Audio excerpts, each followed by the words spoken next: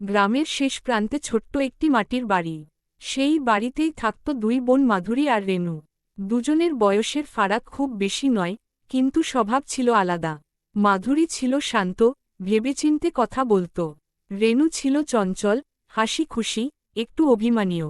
তবু দুজনের হৃদয়ের ভেতর ছিল এক অদ্ভুত টান, যা কথায় নয়, কাজে প্রকাশ পেত। ভোর হলে মাধুরী উঠত সবার আগে। উঠেই উঠোন ঝাঁট দিত, গরুকে খড় দিত, তারপর চুলায় ভাত বসাত। রেণু তখনও ঘুমের ঘোরে। মা মাঝে মাঝে বকত, রেণু উঠে সাহায্য করে না কেন। মাধুরী তখন মায়ের দিকে তাকিয়ে মৃদু হেসে বলত, ওকে একটু ঘুমোতে দাও।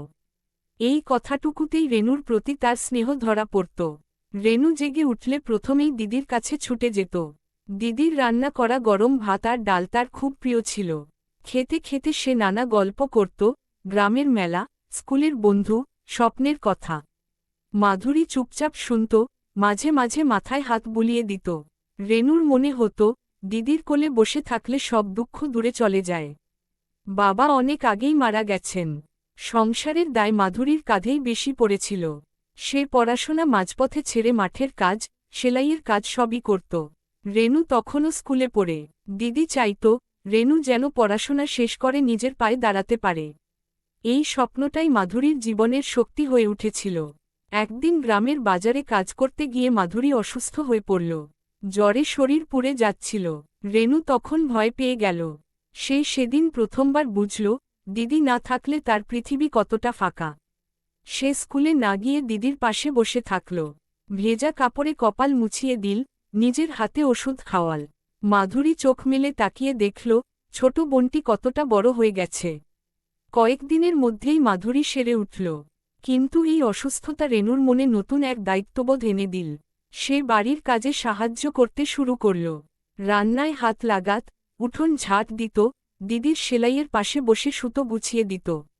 মাধুরী অবাক হয়ে ভাবত, কখন যে রেণু এতটা পরিণত হয়ে গেল।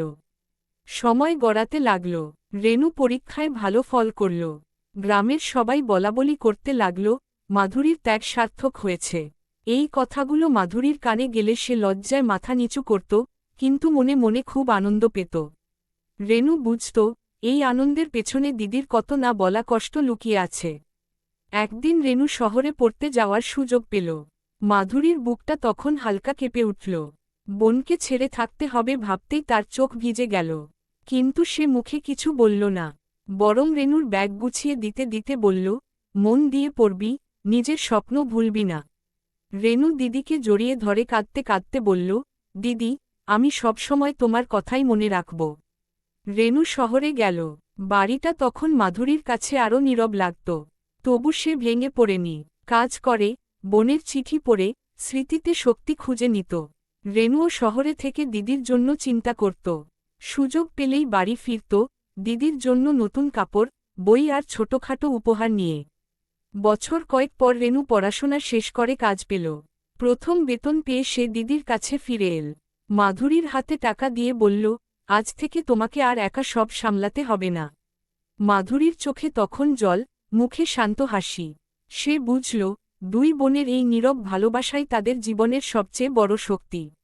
গ্রামের সেই ছোট্ট মাটির বাড়িতে আবার হাসির শব্দ ফিরল।